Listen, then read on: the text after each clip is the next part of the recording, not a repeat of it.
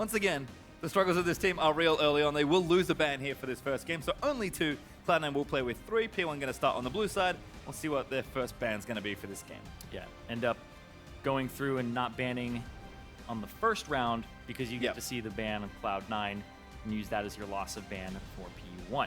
So C9 going to get the first actual ban, I suppose, of the game. And it's Vladimir taken out straight away. Nobody wants to play against that guy. Yep. Not enough Executioner's callings. I mean, come on. But he is incredibly powerful. Even if you do have that, he's still healing for multiple hundreds every time he gets the Q rotation up. Yep. Pretty quick bans here as well. Rise banned by C9, so another mage added to that pool. P1 use Ashe and Swain for their precious 2 bans here in this opener. And again, sort of the expected champion that I suppose banned away so far. Maybe Ashe being a bit different there, but certainly a champion Sneaky knows well. Exactly, and that's the thing is the initiation power of Ashe is something that we have seen prioritized incredibly heavily from a lot of teams overseas as well, and even on 6.10. Just because we're seeing a lot of top lane carries, right? We're seeing Vladimir, we're seeing Swain, we're seeing these guys that aren't about that CC. If you bring the engage and CC from your AD carry role, and that's why Karma's also popular, you have a lot of engage and disengage from your bot lane, so you can bring damage elsewhere. Yep, and that's last ban Kindred, which does leave Nidalee actually open to P1 Zentinel. Pretty happy to have that one in the jungle, but Meteos, he can play these champions, but definitely known for some other ones here. I'm sure he's happy to give that one away. Oh yeah, I think he's happy to play the Rek'Sai right now, which is equal in tier with Nidalee after the nerfs, and people were pretty much picking up Rek'Sai again anyway, saying that, oh, this champion is still really good and has a lot of potential, a lot of map influence, and getting back into the swing of things with the Titanic Hydra build as well. Classic Meteos. Always just has to have something special, doesn't he? As we'll see what C9 have in store for these first 2 picks. There is the Rek'Sai you mentioned, and there's Sivir actually for Sneaky. And that's the other utility. I was talking about engage from Ashe. With Ashe off the table, the other engage AD carry is Sivir, and then that's basically it. Jhin is also seeing some popularity for the same reason that you can use the ultimate to kind of get that engage in the root. So if your AD carry has the CC, you bring damage elsewhere, and I'm looking forward to what C9 round this composition out with as it moves forward, because you could definitely pick up a Viktor here. You could get a lot of great things. Yeah, utility carries definitely seem to be the name of the game in the bottom side of the map. So we'll see what C9 put together, because Sivir, not nearly the same champion she was before as far as we can just pick anything and it'll be good. You have to really think about your compositions here, as Karma going to get snatched away almost there from the C9 side, going in onto P1 and Gate. And Pirean just going to take Viktor. Might as well take a nice, safe laner. Do not want to give too much away to Jensen. Exactly. I think that's what Jensen would end up picking up anyway, and Viktor is a completely fine blind pick at the moment. Karma is a takeaway because you don't want to have that double speed bot lane that gives your entire team engage potential, so they can run whatever they want and run it straight into your team if it's some type of bruiser, like an Alawi, right? An Alawi succeeds incredibly well if you have a Sivir and Karma both. Even if you have one, it's still a really good pick. So I'm interested because it's a lot of takeaways from C9's side and what they would have potentially wanted here, and I expect P1 to get themselves a Caitlyn later on. Well, Caitlyn's certainly open. That's been a pretty common pick into these short to medium range AD carries, but C9 do need to rustle up some picks here. 10 seconds left for picks 3 and 4. Jensen hovering Azir. See if he takes it away.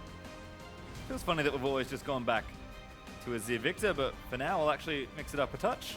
Bard and Trundle are actually the picks there for C9. Really interesting here. Maokai was still on the table for Impact. Trundle is a champion that didn't take any nerfs from those top lane S tiers, and with back the QSS buff, so it kind of makes it so that picking a top lane tank right now for P1 kind of not recommended at the moment. It's also a big champion for Ziggy. He's played a number of Trundle games already, so C9 kind of getting a bit of double duty on that particular pick. Slooshi going to flash us a Draven. Oh, I do like his style. Do it. It's good into Sivir. Like, the pick makes sense. Great into Sivir. She can't spell shield your axes. There's nothing she can do about that. You're mostly auto attack based, and I expect him to go with something like one of those two. You said it was an aggressive AD carry player, right? I want the Draven. He's a pretty aggressive mid laner. I want to see that at Draven. So I think this would all suit. Slooshi still taking his time though. Twitch is currently the hover. P1 also needs to make another pick here. There's Maokai, and there's Lucian actually into that Sivir. Oh man, I wanted the excitement. But I mean, I guess he builds Youmuu's Ghostblade anyway, and he's incredibly aggressive in lane, and he'll be able to push it on the Sivir. So Maokai comes in for the engage because they have a poke composition in a way with the Nidalee and also the Viktor for wave clear. So P1, well-rounded, have a lot of options here. Good team fight, but the split push is not in their favor. No, not this time around. See what C9 complete this composition with though. As P1 have drafted, I'll say very safe here for game 1, which makes sense given the circumstances surrounding it. Looks like Jensen's pick is the one they need though. see what they select for him now that they have the entire composition of P1 revealed. They already knew the mid lane matchup, but Jensen, definitely a player that loves getting every single edge. Could be Azir, which I would think it would be. It's the hover from earlier, so yep. I think I'll just, consider other options. Make the pick they were probably expected to make, but still a strong pick nonetheless. So our Game 1 draft does not show too many surprises here. Curious to see how these teams execute on some pretty common and strong team comp. Yeah, we're seeing a lot of things kind of take people by surprise, right? We're seeing, people are playing Aurelia. No Aurelia ban or pick in this game. We're seeing people ending up playing things like the Alawi. Well, not in this game. So this is a rather vanilla draft, and it looks like 6.10. Yes, it does, which is interesting, because it felt like in the C9 series earlier, they were still maybe playing a little bit behind their meta, or maybe that's just where they're comfortable. It's tough to say. I think P1, again, also doing the safe thing makes sense here. But if that's the case, we already talked about it. Yep. All about execution. P1, they're good. They are. I'm sure they're C9 good, and just be curious to see how this Game 1 shakes out. Exactly. And it's going to be Cloud9. Both teams kind of struggle with the cohesion right now. Cloud9 and P1 kind of on the same page there. But Cloud9 do have a little bit of an upper edge because they had been together in boot camp way before P1 had even been together. Yep, good. Pretty good advantage. It was a good just argue and shake hands. Before we start off this series, though, make sure to predict the winner on Twitter using the hashtag P1win or the hashtag C9win. And what I will say, the things I love about this draft in particular, we said it's kind of vanilla, kind of tame, but it's only game 1 of the best of 3. How this changes throughout the series will be very interesting because, as is very common in game 1 scenarios, let's just make it real simple to start things off. Yep. Don't have to show anything. If you have some trump cards, if you win game 1 with this, you don't have to bring it out for game 2. If you lose, then you're on the back foot. So playing standard first game, definitely understandable here. It's a battle of the numbers, though. We'll see how it works. Is this golf and 1 is the good number? Or is 9 just the bigger number and it's every other sport? I guess we'll find out. Today we will learn something. As P1 and C9 do move out for this opening game here. Looks like just a pretty standard fan so far. Level 1 always pretty interesting. We've seen kind of a different mix of things today. Some standard lanes, some lane swaps, but things have sort of normalized at level 1 pretty often. Yeah, this is just the fan out. Blind lane swap is usually when people are picking things like Zyra, which we didn't see Viktor banned in this set. People don't want to play against it. If anybody was going to lane swap in this, I would think it's Cloud9 for multiple reasons. One, you have more team cohesion with the time. I believe you would be able to handle lane swaps better. You're up against a substitute AD carry, so he may not know entirely how to bounce the wave correctly, which is actually an acquired skill. You have to do it a lot of times, go into custom games and just try it, because you might actually push it too early, and then your turret has to wait like 1 or 2 more waves, and that's a big problem in timing. Well, it looks like actually lane swap might be initiated here by P1. Going to move themselves up to that top half of the map. We'll have to see how this sort of shakes out, but... I'm a liar. My crystal ball is off. It looks like P1's going to go and try to be aggressive, invading the jungle. Yeah, late invade, spotted by a ward though. And they'll just walk up. So now CNN have full knowledge They of checked the wrong one. Nope, no red buff. Nope. And looks like Gate's just going to go ahead and check the Krugs, but we will start with the lane swap here. Yep. That's going to be C9, though, sneaking a camp. Ward spotting out the route, and able to pick up 1 on the strong side of the map, so good for them. Whereas on the bot side, Zentinel ends up getting level 2 off of it, so he ended up getting his own camp. Yep, did take the Krugs there, but Bunny FuFuu, good damage. They do go for that invade. Oh, gank here from gave from Gate. behind. I mean, not really a gank. Actually, Exhaust might turn it into one. Jensen going to have to flash out. He can't reach him. Oh, Gate popped the mantra and had the Q, but the minions just got in front of Jensen, and he was like, I gotta get the angle, and they just kept following. Well, free flash, so not too bad. Here's Bunny hey, with the next same support. play. Oh. Diffused. Pirean walks out of the way. But I like the attempt from both supports. We are going to see the Keystone Masteries. Nothing too surprising there. I do really like the supports being very active early on, roaming towards that mid lane. And there's something that got kind of lost in the mix in Season 5, especially in the spring split a year ago, where everybody's lane swapping. North America was lane swapping more than any other of the major 5 regions. And it's like, okay, well, why is nobody just going mid and upsetting that? Your support is kind of trivial damage at some points, and you're still pushing the wave. He has a good minute and a half to go roam and do something. And people start picking it up again after we saw MSI this year and near the end of the spring split this time. Yep, people just start to play their options. depending on sort of how the metagame is shifting around. Though still getting these standard 3v0 pushes. Zentinel actually flying through the jungle, taking his strong side red camp, but that's away from Meteos' side of the jungle. Nothing too surprising though, but Nidalee definitely loves to power farm it up. Meteos actually ahead currently in CS, but both these junglers will be more than happy that they don't have to do anything but farm for the first 5 minutes or so of the game. Sometimes you're happy. Sometimes you're just like, I want to gank. If you're Dardoch, you're just like, lane swaps, come on. But yeah, being able to get your jungle and have a pretty good freeze here. Impact will have it pretty much at the point where you want it. Standard freeze, whereas topside, yeah, not quite. Zig left a few caster creeps in that wave, unfortunately. So yeah, struggle a bit, but looks like Sneaky and Bunny FuFuu are going to move up there and deal with that. Zig will pick up what CS he can for now. Impact doing the same, but we are going to have, again, the most standard variation played today. Yep. Ward spotting out the 80 carries and supports walking to the lane. So top laners know when to back off. I'm actually quite curious because we see that ward all the time where it's right there. You're waiting for the 80 carry support to walk by it. You should path through the jungle at some point. 80 carry support should path through the jungle. See what happens. Pressure from Zentinel. They know Jensen doesn't have a flash. He actually burnt TP as well. Yeah. Get a second Doran's. Also has blue buff by the looks of things. So nice early donation from Meteos. Yep. Rek'Sai able to hand that off. Great for a lot of mid laners. You can be a little bit mono-starved if you continue to chunk out with the Azir. You can get that cooldown reduction as well. So Meteos now just going back to, oh, I have to go clear out this side of the jungle or else I fall behind in experience. Lane swap. And Meteos does know one thing. He's out of power farm the jungle. Going to take his wolf camp away from the P1 side. And we'll see what C9 can get done as far as pushes go. Looks like both trios are starting their push at pretty much a similar time, so I can't imagine these speeds will be vastly different. Yep. If P1 get this in at a good pace, they could pick up Infernal Drake, which everybody seems to love. And that's the nice thing. We talked about lane swaps and how the objectives sort of fall by the wayside because the towers are more important, but the new Drake definitely an objective that people want. Zentinel's actually already, no, he was already starting it, but I think he's backed off. He's actually wrapping around, maybe looks for the push through, going to take the Grump instead. I imagine P1 will back off for this Dragon, so all things considered, splitting the map may just be advantageous for Phoenix here.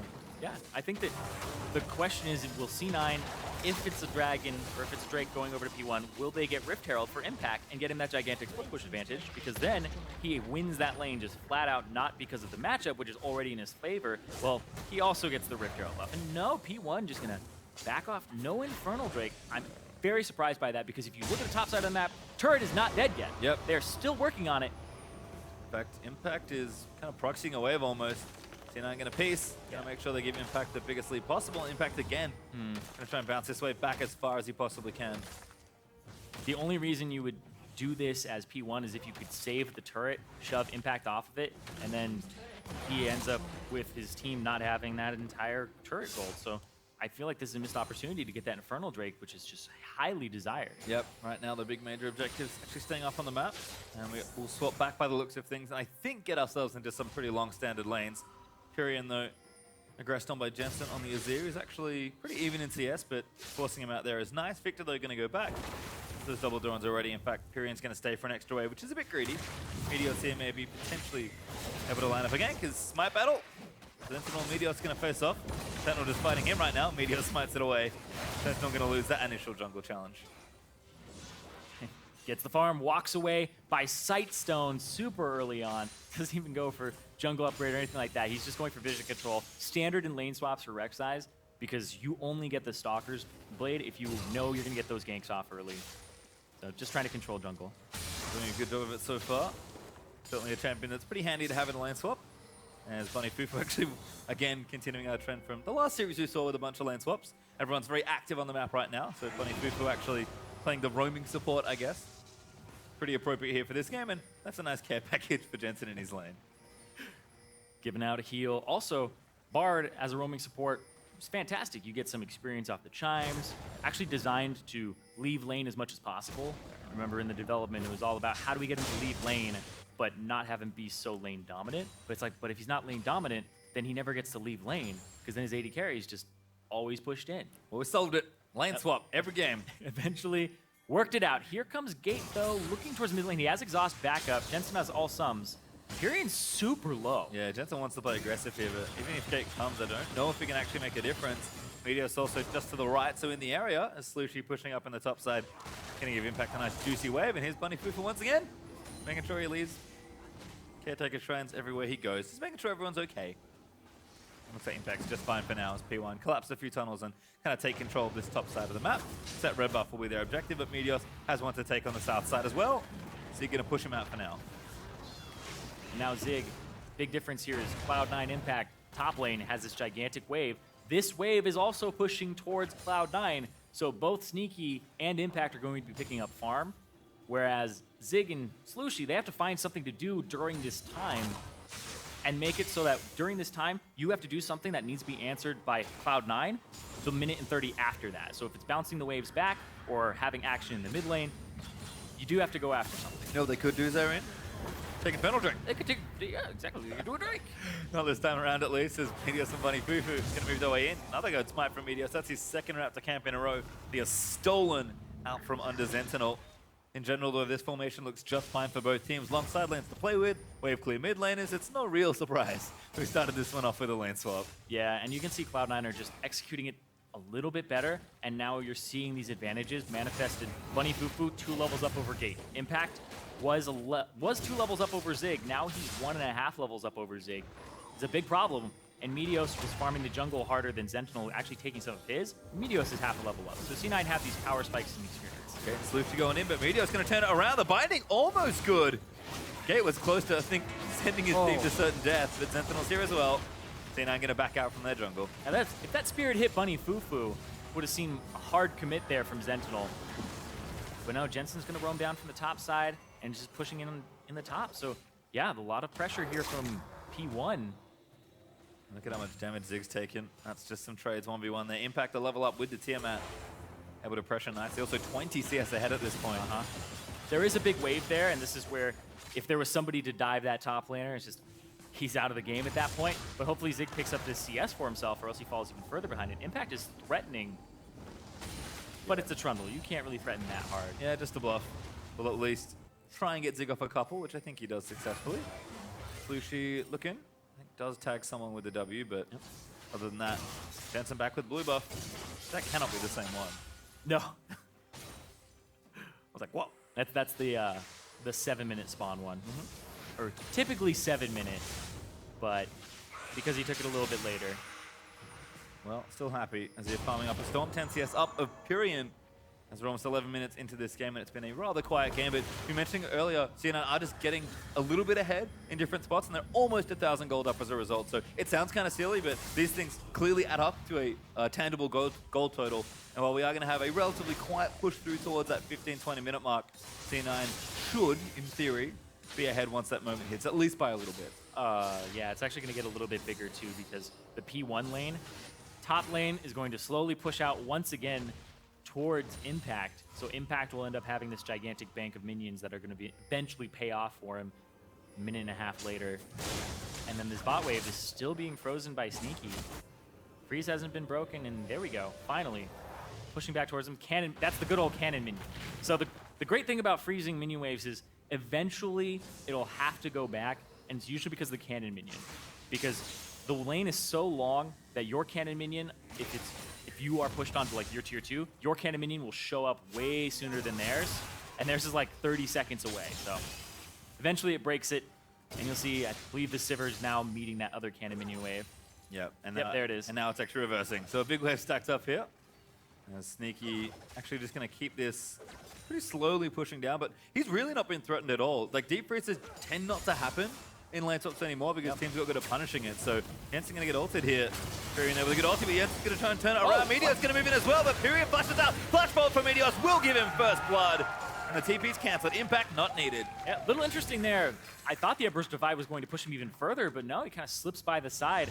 And then that's Meteos having to burn the flash to keep up with Pirean because he had to use his own. Well, good play rather from C9. They're actually going to get damage onto this turret as well. P1 just a little slow to all these rotations around the big lane swap, and this tower going down would actually be a big loss. Yeah. Impact's going to join in. They will take it. P1 finally punished. A little thing turned into a very big thing. Exactly. In P1, they seem reactionary right now, and they're still not reacting fast enough. If you're being aggressive and you're taking things like the Infernal Drake off the lane swap, and you realize that the enemy team is 20 seconds behind you and killing that turret, you take that Infernal Drake 100% of the time, because what are you going to do instead? This is a mid push where Jensen just had priority. Jensen pushes in, and they are able to capitalize on it. And we were talking about Jensen at the start as a big damage dealer. Well, he's starting to turn online already. And you can see here, Pirean thinks he's going to get the better of this, because he actually goes on to Jensen, goes out the ultimate, gets knocked up instead of slid into the wall, because it probably would have pinched him right against that wall. And then the follow-up with the TP used by Impact. Just to make sure. Yeah, just to make sure. Better safe than sorry. Doesn't really cost him too much. He's actually having a real fun time right now. Zig's caught up in CS. Cena did get that Infernal Drake we saw as well, so see if maybe P1 get an objective of their own. They're going to start a proactive play here onto that Rift Herald. This will be a great buff for Impact, so taking it away from the Trundle, advantageous certainly for P1. Yeah, they're going to need all the advantages they can get now, because losing your mid lane turret tier 1 is big. Now all the outers are down for P1, and they've just opened up the map. Every time I talk to a professional player about that mid lane turret, they hold it so, this is just like a prized possession. They're like, I cannot lose this turret, because it's so central to the map that they lose control of their blue and red buff, and whatever the enemy wants to go invade, it's your safe spot. It's really your base, and if you lose that, you have no home base to tag and be like, I'm safe. Yeah, especially these two champions, both Azir and Viktor, sort of pride themselves on keeping that turret alive for a long time. And that's the thing is, when you look at turrets like the top or the bottom tier 1, when it goes down, okay, there are a couple more routes into that lane for a gank, and they can't overextend. In mid, there's twice as many as if you had opened it up on one of the side lanes. So junglers love it, because there's so many ways in after that point. And again, T9 just in full control at this stage. 15 minutes in, Jensen are taking his own blue buff. Every blue buff to Jensen so far. That's true, actually.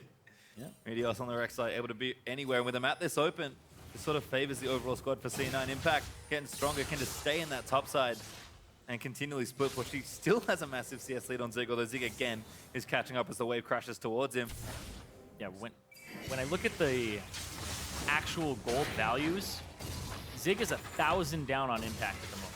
He has gold coming in, but that's where a large part of this advantage is coming from. The jungle, you can see the CS as well. Just every lane right now, every single role except for support. And another great rotation from C9. Now going to pressure this tier 2 turret. Zig had a big wave built towards it. It's not really safe to try and defend. P1, are they here in time? No, because Slooshi's just going to farm the bottom wave. Pirean's going to farm the mid wave. C9 has 5 members, get to do whatever they want now. Yeah, wave not stacked up enough though. They're going to just keep bouncing through, see if they can't catch someone taking a shortcut through the jungle. Yep. And Azir put down his turret in the mid lane so that this is a place that you can't pass by, and this is his own mid-tier 1, which allows him to have complete jungle control here. And Cloud9 are just playing this really safe, and it's just really kind of by the book. Oh, Zig, no! Here we go again, the pillar in. Bunny FuFuu gonna line up the stun, but he leads a little too much. Meteos, though, able to crush it down, and that twisted advance was not advised. You are just not answering any of this if you're P1. They're going back and forth, and they're kind of getting run around the map here. Pirean didn't need help mid.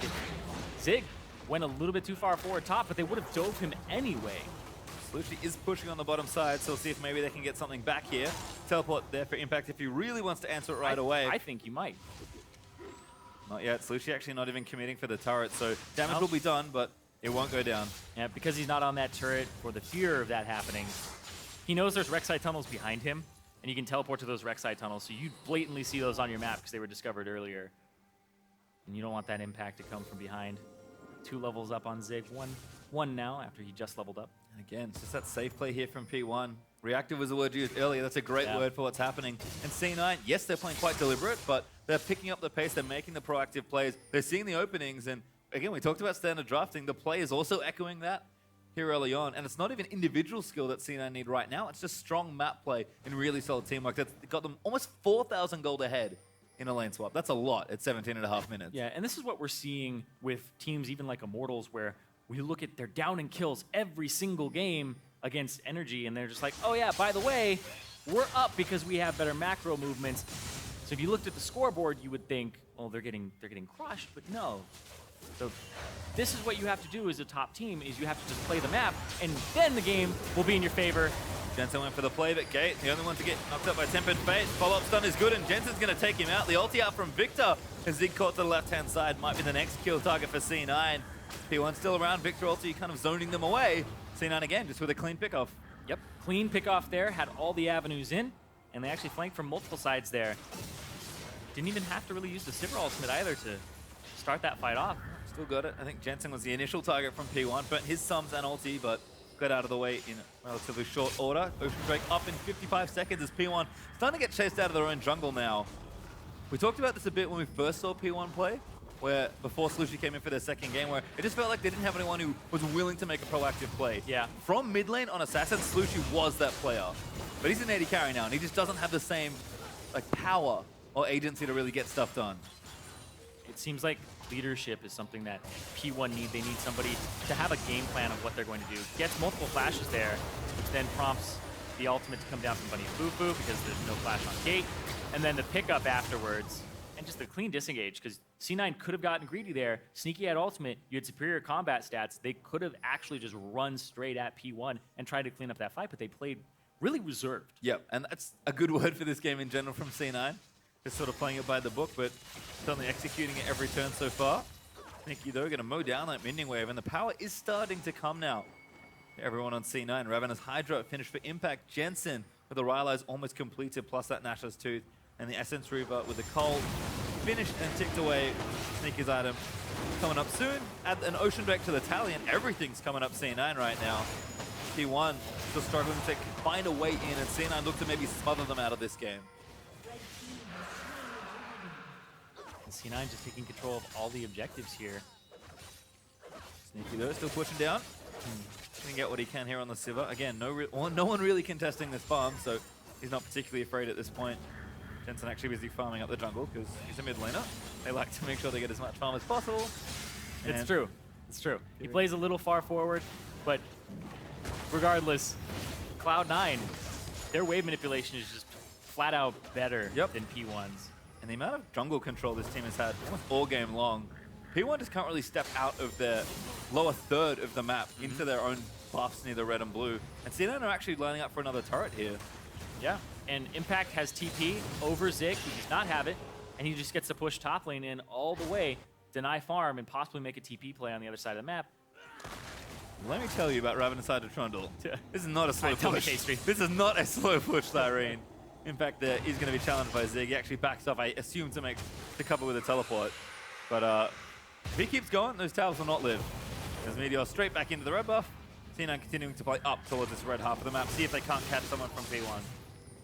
Clear out the jungle, make sure you have complete agency over it. And Cloud9, if they can control it, have Sneaky shove out that bottom wave, then they get this tier 2 turret because you can see that line of wards. It's the Orion's belt in the jungle. Good way to put it. Great coverage from C9. Again, just playing everything like they need to. Still only 4,500 gold up, so haven't grown a huge lead in the last few minutes, but do not be fooled. They are slowly but surely getting ahead. And at some point, it just all breaks for P1. Because they're either, okay, we're now too far behind, we have to make a play, or we're too far behind, we don't make a play and we lose. It's a slow bleed. Not a good try. It's a slow bleed if you don't do anything. And look, to P1's credit, they get to choose, is it going to be the slow bleed or the fast bleed?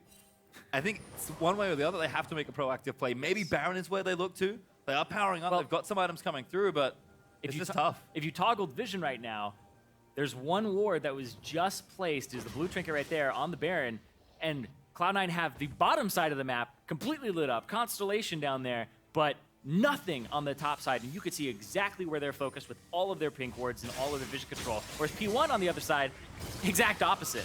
They are all about that Baron right now, but it's probably not even to do it. It's probably just to make sure Cloud9 don't do it. Yeah, Jensen set up another turret there, so that's a great point for C9 to pivot around. Now, though, realizing they had no vision after that blue trinket, will move their way in and around the Baron area. Impact's actually transferred down to that bottom side to apply pressure there, mainly because that's where the ward coverage is. And C9, an Ocean Drake and Infernal Drake, everything's just going exactly the way they want it to right now. Now, if you're Cloud9, you pretty much just continue doing what you're doing at this point. You've already tested them and said, okay, well, we know how to manipulate waves better. This is what their comp wants to do as well, right? Yeah. We talked about standard drafts P1.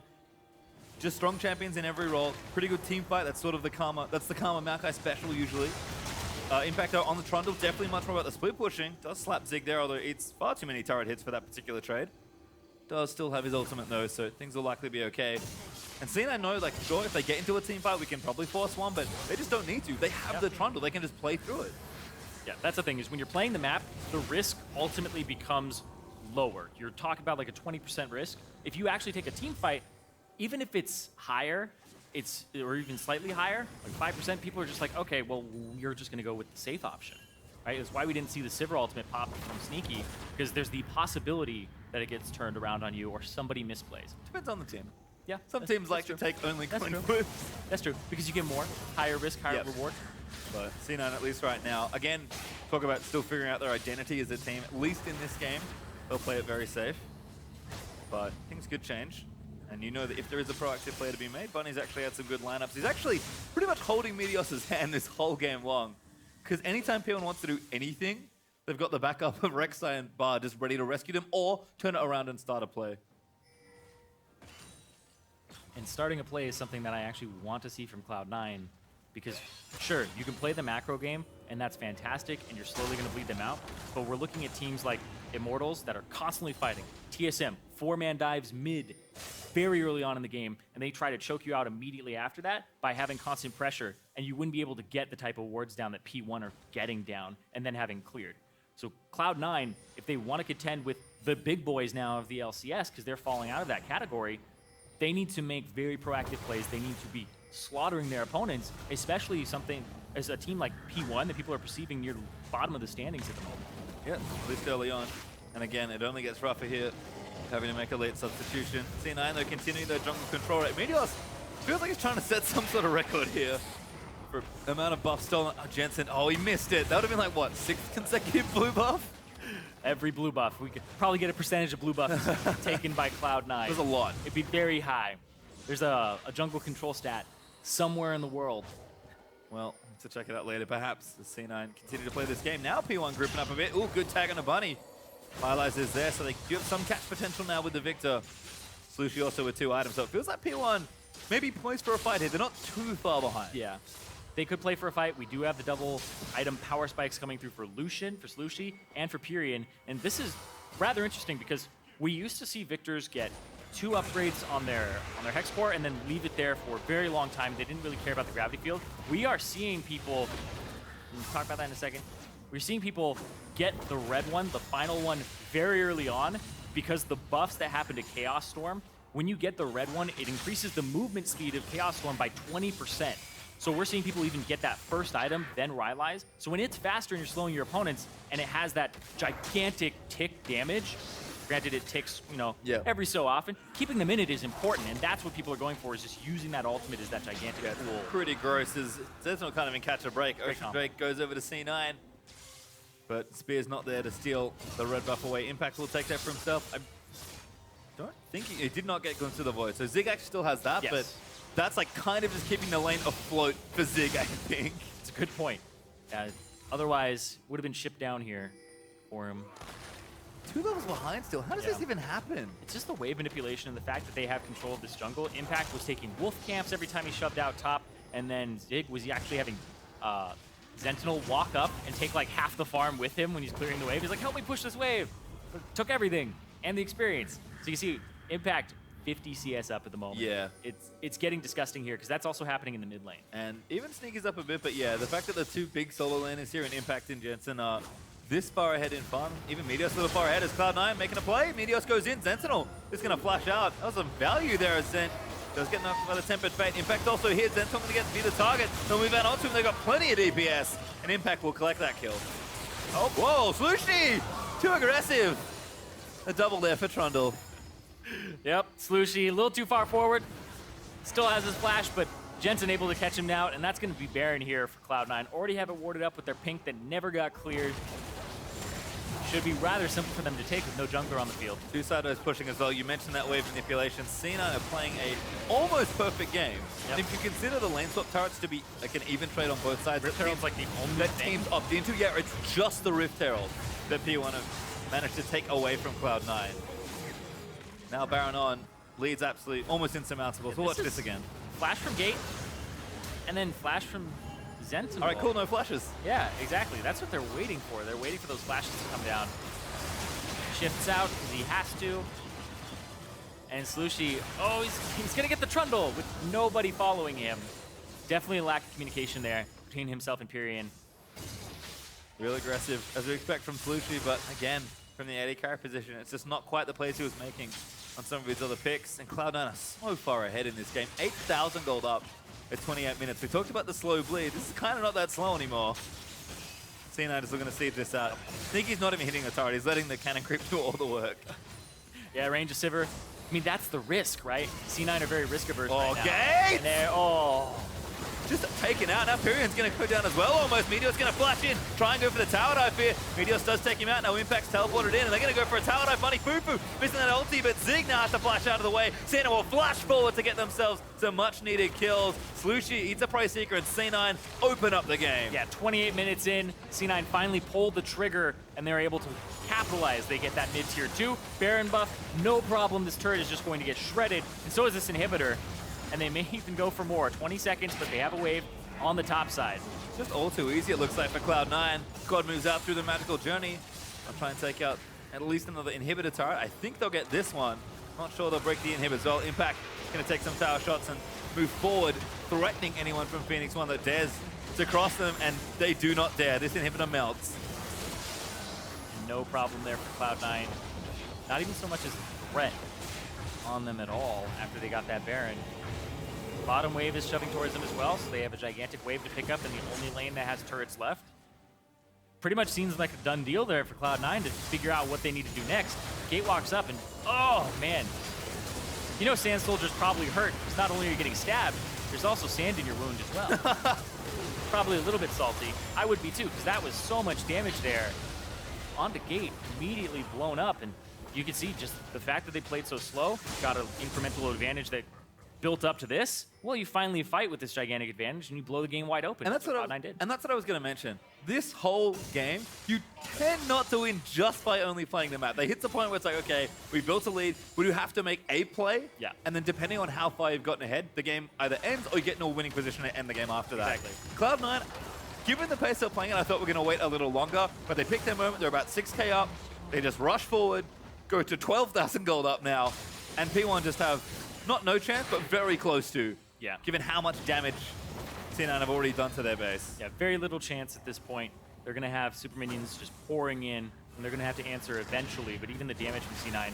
When you play that slow as Cloud9, you are just waiting to get yourself in the perfect position to have a team fight, and you're saying every item we get gives us more percentage chance of winning that team fight later, and they're basically at 99% right now. P1 have to dig deep. Yeah, they have to try and fight here, but Zig actually getting melted on the front line, gets taken out by Sneaky as Impact just face tanking everyone. Pirean now going to get ulted up by Bud. Jensen takes out one on the back end as Slooshi's going to fall down. This last inhib will fall, and C9 will do it tutorial style. Going to probably push in and try and end the game.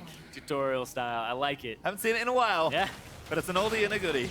C9 going to take his Nexus turrets out. Death time is too long here, and P1, with nary a scratch left on C9, will drop game number 1.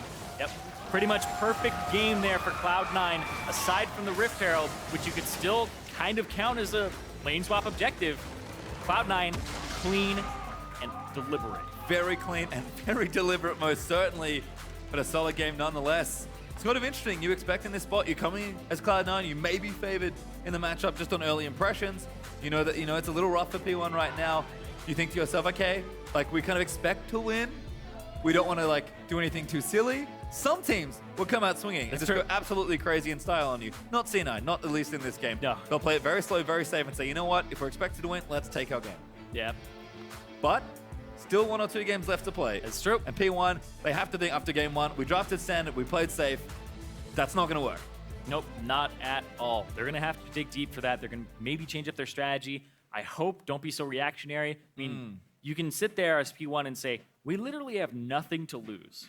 The expectations are usually against them that, they're not going to be able to pull out a victory. So if they try things and they go crazy and they get these advantages, then people are just like, oh my God, that's really good. And maybe they learn something as well. You need to take risks because you're at a disadvantage, not only just in synergy, but also a little bit in individual skill here. We're seeing Cloud9 just play so well that they're able to play that deliberate game and then close it out. Well, certainly was a good game there. For a closer look at that methodical win by Cloud9.